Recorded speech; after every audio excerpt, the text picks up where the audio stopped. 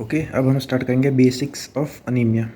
तो अनीमिया की definition, it is defined as decrease in the circulating red blood cell mass, decrease in the circulating red blood cell mass, and it is characterised by decreased haemoglobin concentration, decreased haemoglobin concentration या फिर decreased RBC count या फिर decreased hematocrit PCV, okay, below the normal range of the patient in terms of its age, sex and altitude of its residence.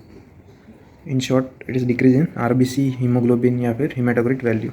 अब normal adult haemoglobin level is 13 to 17, on an average 15 ले लेते हैं, और in females में it is 12 to 15, average 13. They are haemoglobin level range.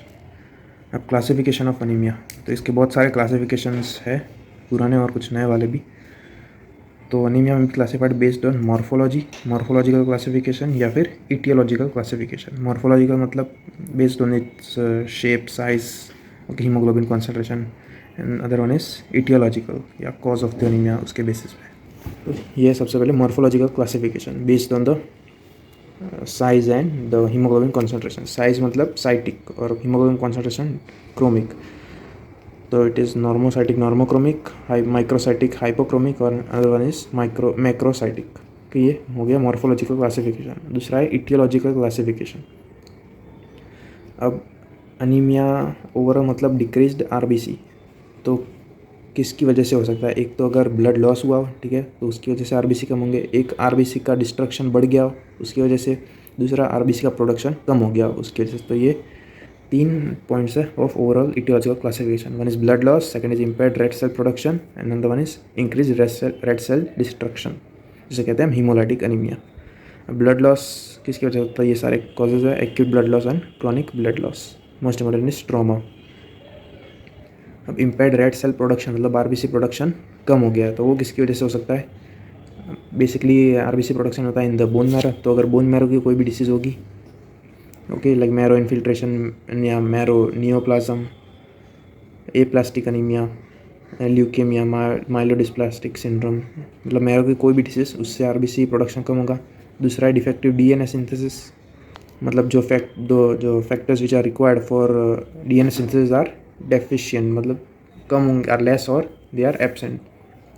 तो वो कौन से फैक्टर? एक vitamin B12, folic acid, erythropoietin, iron, this are the factors required for DNA synthesis. दूसरा है डिक्रीज हीमोग्लोबिन सिंथेसिस. वो किसकी वजह से होता है? आयरन डेफिशिएंसी की वजह से, सिडरोप्लास्टिक अनीमिया और थैलेसीमिया. और लास्ट वन है इंक्रीज्ड रेड सेल डिस्ट्रक्शन, मतलब हीमोलाइसिस. तो वो इंट्रिंसिक हो सकता है या इंट्रा कॉर्पस्कुलर, और एक्सट्रिंसिक भी हो सकता है, एक्स्ट्रा कॉर्पस्कुलर. तो ये सारे causes of RBC destruction. Okay, ये हो गया क्लासिफिकेशन, इटियोलॉजिकल क्लासिफिकेशन. अब एक लेटेस्ट क्लासिफिकेशन है, वो देखते हैं. तो लेटेस्ट क्लासिफिकेशन ये कहता है कि anaemia is classified into hypoproliferative anaemia and hyperproliferative anaemia. This is based on reticulocyte count. Reticulocyte हमने देखा था इमेच्योर आरबीसी होता है, नॉर्मल रेंज 0.5 to 1.5%. स्टेन्स हमने देख लिए थे. रेटिकुलोसाइट अगर कम होगा तो इट इज़ हाइपोप्रोलिफरेटिव, अगर ज़्यादा होगा तो हाइपरप्रोलिफरेटिव.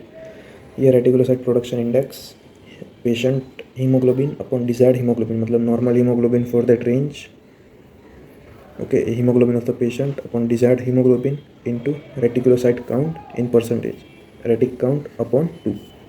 ये हो गया रेटिकुलोसाइट प्रोडक्शन इंडेक्स. अब अगर RPI लेस देन 2 होगा, it is hypoproliferative. If it more than 1, it is hyperproliferative. अब हाइपोप्रोलिफरेटिव में कौन से आते हैं? Like normocytic, normochromic, microcytic, hypochromic, macrocytic, ये सारे हाइपोप्रोलिफरेटिव में आते हैं. और हाइपोप्रोलिफरेटिव में अगर हीमोलाइसिस हुआ, आरबीसी डिस्ट्रक्शन बढ़ी, तो उसकी वजह से आरबीसी प्रोडक्शन भी बढ़ जाएगी. तो इसकी वजह से बोन मैरो प्रोलिफरेशन होगा, इसकी वजह से इसका नाम है हाइपर प्रोलिफरेटिव. तो ये था पूरा क्लासिफिकेशन ऑफ अनीमिया.